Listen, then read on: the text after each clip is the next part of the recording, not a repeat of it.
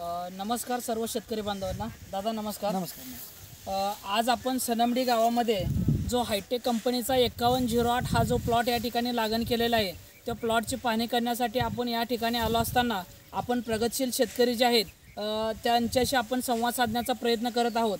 दादा आपलं नाव सांगा.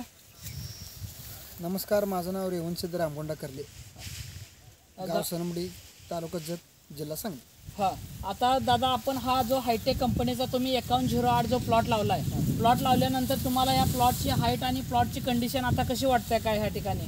नाही, बरे आहे, बरे, काय अडचण नाही, काय प्रॉब्लेम नाही, काय नाही, बरे. मर रोग सुद्धा कमी आहे, नंतर ताटाची वाढ सुद्धा आहे, बरे आहे, काय प्रॉब्लेम. या ठिकाणी आपण पाठीमागे ज्यावेळेस फिरून प्लॉटचा ज्यावेळेस विचार करत असताना प्लॉट थोडा या ठिकाणी जरा ज्यावेळेस आपण बियाण्याचं अंतर आपण कंपनीमार्फत जे बियाण्याचं अंतर सांगतो 2 फूट बाय 9 इंच ठेवलं पाहिजे आणि 2 फूट 9 इंच अंतर का ठेवलं पाहिजे या ठिकाणी तुमच्यासुद्धा गोष्टी लक्षात येऊन जातील.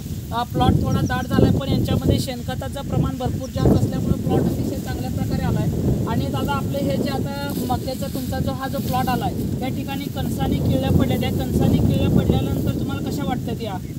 बरे आहे, लांबी सुद्धा जास्त आहे, जाडी बी आहे, तरी आमचा प्लॉट दाट झाला आहे, त्या मानानं तरी समाधान आहे. बरोबर. आणि या ठिकाणी कसं आता आपल्या ह्या हायटेक 5108चा जो वैशिष्ट्य आहे तो एक कणीस निघाल्यानंतर त्या ठिकाणी त्यालाच या कणसातून बेचरं न फुटता किंवा कणसातनं कणीस न निघता या ठिकाणी दुसरं कणीस निघतं.